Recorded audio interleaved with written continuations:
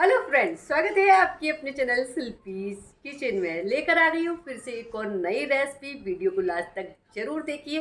बहुत ही easy way में बताऊंगी। अगर आप मेरे चैनल पर नए हैं तो चैनल को सब्सक्राइब, आने वाली वीडियो की नोटिफिकेशन आपको मिलते रहे तो बेल आइकन, और वीडियो अच्छा लगे तो लाइक शेयर करना ना भूलें। चलिए आज की रेसिपी देख लेते हैं। यहाँ मैं बड़े से बर्तन में ले रही हूँ आधा कटोरी से थोड़ा सा ज़्यादा घी।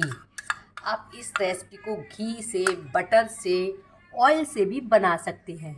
आज मैं फिर से लेकर आई हूँ एक और बिस्किट की रेसिपी, जिसको मैं बहुत ही इजी वे में बताऊंगी, बड़े आसान तरीके से बताऊंगी। अब यहाँ मैंने आधा कटोरी से थोड़ा सा ज़्यादा घी लिया है। उसमें आधा कटोरी से ही थोड़ा सा कम मैंने यहाँ शुगर लिया है। शुगर पाउडर भी ले सकते हैं आप, साबुत शुगर को भी ले सकते हैं। अब हम लगातार इसको चलाएंगे और बहुत ही लाइट वे में इसको ले आएंगे। ये यानी कि ये बिल्कुल बटर की तरह दिखने लगेगा और वेट में बहुत ही ज़्यादा हल्का हो जाएगा। आप लोग कहते हैं मुझे कमेंट्स करके कि मैं लेफ़्ट हैंड से रेसिपी शूट करती हूँ। जी नहीं, ये मेरा राइट हैंड है, जिस मैं कभी भी लेफ़्ट हैंड से कोई भी रेसिपी शूट नहीं करती हूँ। मैं लेफ्टी बिल्कुल भी नहीं हूँ। अब हमें लगातार चलाना है और इसको बहुत ही लाइट वेव, यानी कि इसमें बहुत ही हल्का वेट हो जाएगा। इसको कम से कम करते हुए हमें 5 से 7 मिनट लग जाएंगे। मैं इलेक्ट्रिक वाले से भी कर सकती थी, मैंने इलेक्ट्रिक वाला इसलिए नहीं लिया क्योंकि वो सबके घर में नहीं होता है। हैंड वाला सबके घर होता है। अगर हैंड वाला भी नहीं है तो आप स्पून से भी इसको लगातार इस तरह से चलाकर कर सकते हैं।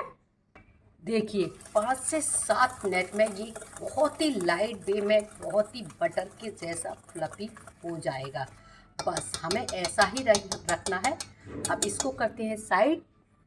अब यहाँ मैं ले रही हूँ 1 कप मैदा। आज की बिस्किट मैं मैदा से बनाने वाली हूँ। अब तक मैंने बिस्किट जो बनाई थी वो गेहूं के आटे से बनाई थी। मैदा और गेहूं के आटे में बहुत ही ज़्यादा डिफरेंट होता है। साथ ही इसमें मैं डाल रही हूँ 1 टेबल स्पून की करीब बेसन। 1 टेबल स्पून डाल रही हूँ वेनिला पाउडर। इसका बहुत ही बढ़िया फ्लेवर आता है, ज़रूर डालिए। 1 टीस्पून भर के मैं डाल देती हूँ बेकिंग पाउडर। 1 पिंच डाल देती हूँ नमक। नमक डालने से मीठा बिस्किट का जो टेस्ट होता है वो इन्हेंस करता है। आप चाहें तो यहाँ पर इलायची पाउडर का भी प्रयोग कर सकते हैं। चाहे तो कोई भी फ्लेवर आप, पाइनएप्पल फ्लेवर, ऑरेंज फ्लेवर, जो भी आपको पसंद हो वो इसमें डाल सकते हैं। अब इन सारी चीज़ों को भी हल्के हाथ से हमें मिक्स करना है। हमें एकदम ये डो की तरह बिल्कुल भी नहीं बनाना है, बहुत ही हल्के हाथ से बनाना है, जिससे इसकी जो एयर है वो निकले नहीं। बड़े आराम से ये लग जाएगा, कोई भी प्रॉब्लम आपको नहीं होगी। इसका जो बैटर होता है ना, जैसे हम मोमन डालते हैं ना, लड्डू बन जाता है, बस वैसा ही होता है। ये देखिए बड़े आराम से बैटर हमारा तैयार हो गया। अब मैं यहाँ पर हाथों का प्रयोग करूँगी, क्योंकि बिना हाथ लगाए ये एकदम से सही नहीं होगा। देखिए हल्के हाथ से हमें इसे मिक्स करना है, बहुत ही तेज़ हाथों से इसको मिक्स नहीं करना है, जिससे इसकी हवा जो है, यानी कि फ्लफीपन है, वो निकले नहीं। अब मैं आपको बताती हूँ गेहूं के आटे और मैदा से बनाने में क्या फ़र्क है। गेहूं का आटा मोटा होता है तो उसमें घी या ऑयल ज़्यादा लग जाता है और वो बिखरता भी बहुत ज़्यादा है। और मैदा एकदम रिफाइन होता है, एकदम महीन होता है, इसलिए इसमें घी की मात्रा बहुत ज़्यादा नहीं लगती और बिस्किट बड़े आराम से बहुत ही अच्छे से हो जाती है। देखिए मैंने इसको मिक्स कर दिया है। मैं आपको इसकी कंसिस्टेंसी दिखा देती हूँ। हल्के हाथ से मैं आपको इसकी कंसिस्टेंसी दिखा रही हूँ। ये देखिए लड्डू के जैसी बनने लगी, सेम बिल्कुल ऐसी ही। और देखिए आप, एक और आपको तरीका बता देती हूँ, इसको इस तरह से इकट्ठा करके देख लीजिए, ये एकदम से इकट्ठा हो जाता है। उसके बाद भी अगर आपका नहीं होता है तो एक और तरीका मैं आपको बता देती हूँ। तो आप इसमें थोड़ी सी 1 या 2 टेबल स्पून मिल्क की डाल लीजिए। अब मैंने ले लिया ये ट्रांसपेरेंट पनीर। अब जो बैटर हमने तैयार किया है उसको इस पर पलट लेते हैं। ये बिल्कुल अलग तरीका है अब तक जितनी बिस्किट बनाई हैं उनका। मैं बहुत ही आसान तरीका आपको बता रही हूँ इसका। जैसे आपकी बिस्किट आपसे नहीं बन रही है तो ये बहुत ही आसान तरीका है। पहले इसको इस तरह से इकट्ठा कर लीजिए। ये देखिए बड़े आराम से ये इकट्ठा हो जाएगा, लेकिन आपको ये काम भी बहुत ही हल्के हाथ से करना है। आपको बिल्कुल भी इसको दबाना नहीं है, जिससे इसका जो हवा है जो इसमें भरी हुई है वो ना निकले। इस तरह से इकट्ठा होने के बाद देखिए इस तरह पन्नी पर रखने के बाद हमें इससे करना है। देखिए जैसे जैसे मैं कर रही हूँ बिल्कुल वैसे वैसे आप करते रहिए, कोई भी दिक्कत नहीं आएगी। ये थोड़ा सा स्टार्टिंग में बिखरेगा, कोई प्रॉब्लम नहीं, ये पूरा इकट्ठा हो ही जाएगा। देखिए मैंने इसको इस तरह से 2 पार्ट में चिकना कर लिया है। पहले एक पार्ट को हम अच्छे से रोल कर लेते हैं। देखिए ये इससे करने से क्या होता है, ये बिल्कुल भी बिखरता नहीं है। जैसी आपको शेप देनी है वैसी शेप आपको आती चली जाएगी, लंबी गोल पतली, लेकिन ये चटकता है, ध्यान रखिए। लेकिन आपको ये हल्के ही हाथ से करना है। ये देखिए आपको बिस्किट गोल बनानी है, चौकोर बनानी है, उसी हिसाब से इसको करते जाइए। देखिए इस तरह से मैंने इसको इस चौकोर शेप ले लिया है। ये देखिए पन्नी के साथ से बड़े आराम से ये आ जाती है, कोई भी प्रॉब्लम नहीं होती। हाथों से एक बार करेंगे तो ये चटकेगा बार बार, लेकिन पन्नी से ये बिल्कुल भी नहीं चटकता है। बस हाथों से इस तरह से आप करते जाइए, ये चिकना होता चला जाएगा और चटकन भी नहीं पड़ेगी।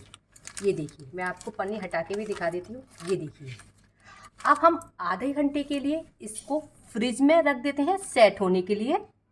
देखिए दोनों ही रोल मेरे स्क्वायर शेप में आ गए हैं। अब इसको मैं पन्नी के साथ ही फ्रीज में रख देती हूँ आधे से 1 घंटे के लिए। इस तरह से इसको कवर करके प्लेट में निकालने में उठाने में टूट भी सकते हैं, लेकिन ध्यान रखिए देखिए इसमें बिल्कुल भी चटकन नहीं है, ऐसी बिल्कुल चटकन नहीं होनी चाहिए।